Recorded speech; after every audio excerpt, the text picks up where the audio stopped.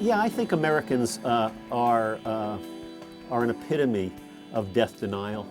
And I think we contemporaries really are. And again, I don't think it's our fault, but I think we are the product of our time.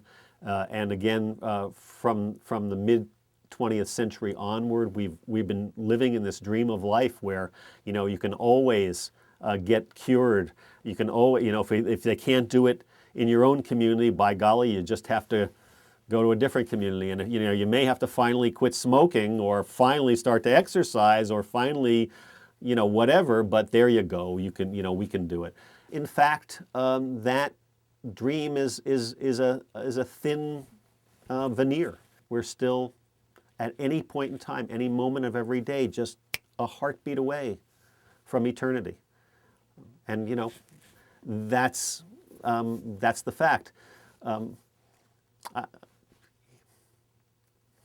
I think it's a phenomenon, a side effect of all of the gifts we've been given as in our technological culture, and frankly, for many of us, at least, in this wealthy culture of America.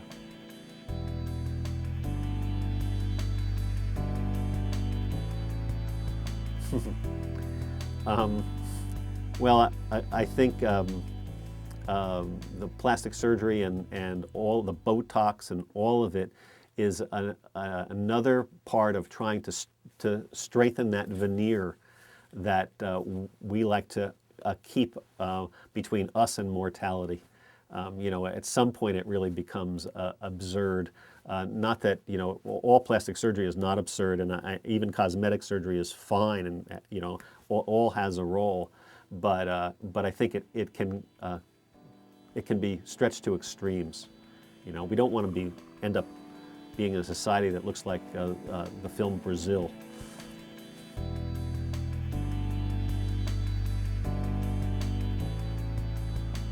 I don't know if one can actually get dying right.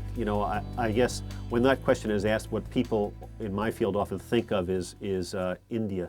The Benares in India is a city that actually celebrates the end of life and death. People, even the poorest of the poor, if they've lived to be in Benares and they have money for their funeral pyre, they've succeeded from a deeply Hindu perspective. But is that right? I don't know. Every culture brings their own values to this, and from my perspective, as flawed as the American healthcare system is, if I'm having crushing chest pain in the next few days or hours, I want to be in America, close to a high-tech interventional hospital, and I don't think that's in conflict with acknowledging my mortality and with being prepared. In general, though, the Buddhist worldview has certainly informed many of us in contemporary Western culture, including those of us in America, and frankly, including those of us in palliative care and hospice care. The Buddhists, for 10,000 years or so, have been very deliberately focused on death and the impermanence of life as an organizing factor or organizing feature in life. And not surprisingly, over those centuries, they've learned a lot about how to live fully, live wisely, with integrity and authenticity, and with the knowledge that death is inevitable.